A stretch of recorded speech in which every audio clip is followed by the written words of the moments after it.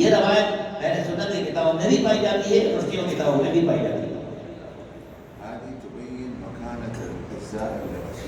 اور اس حدیث سے واضح ہوتا ہے کہ زائر کا مرتبہ اور اس کی عظمت نگاہ پروردگار میں کیا ہے.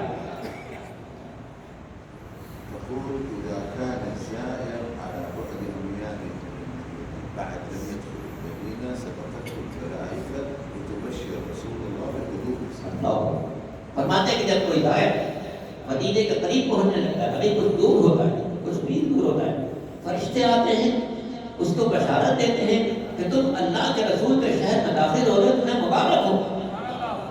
سبحان اللہ. تقول یا رسول اللہ ان فلانا فلان باسمه واسم ابيه جاء لزيارة. اور یہ فرشتے سرکار دو عالم کے پیغام ہو جاتے ہیں کہ اے اللہ کے رسول فلاں ابن فلاں فلاں ابن فلاں فلاں ابن فلاں سب آپ آنے آپ کی زیارت کرنے کے. فيستبشر رسول الله اس بات سے سرکار دو عالم کا دل خوشی سے بھر جاتا ہے. ويقول للملائكة عودوا إليه صافق الرحمن معانق المشاة واقضوا.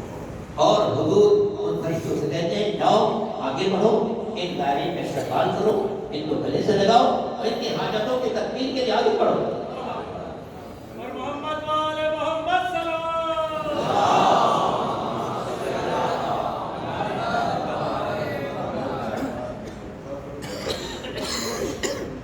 اللہ اکبر اللہ اکبر. سرکار فرماتے ہیں اگر میں اس قبر کے اندر موجود نہ ہوتا، زمین پر چلنے والا ہوتا، تو میں خود آگے بڑھنے داروں کا استقبال کرتا. ولكن سآتيهم يوم القيامة أشفع لهم وأخلصهم من النار. لیکن انشاءاللہ میں روز قیامت ان سب کے پاس آؤں گا اور ان کی شفاعت کروں گا تاکہ ان کو آتش جہنم سے نجات عطا ہو جائے. الہی آمین. درود پڑھیں محمد والے اللهم صل علی محمد. وهذا معنى قوله تعالى الآية 64 من سورة النساء الذين طاع في زيارة رسول الله ولو أنهم ظلموا أنفسهم.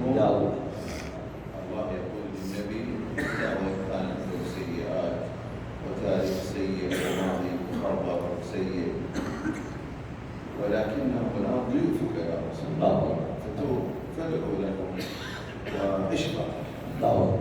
فرماتے ہیں کہ یہ جو قرآن مجید میں سورہ نساء کی آیت نمبر 64 ہے، اے پیغمبر جب ان میں کوئی گناہ ہو جائے، کوئی خطا تقصیر ہو جائے اور یہ آپ کے پاس آئیں، اللہ سے مغفرت کی دعا بھی مانگے، آپ بھی ان کے لیے دعا کریں تو اللہ ان کی مغفرت کرے گا. اللہ بہت مہربان ہے.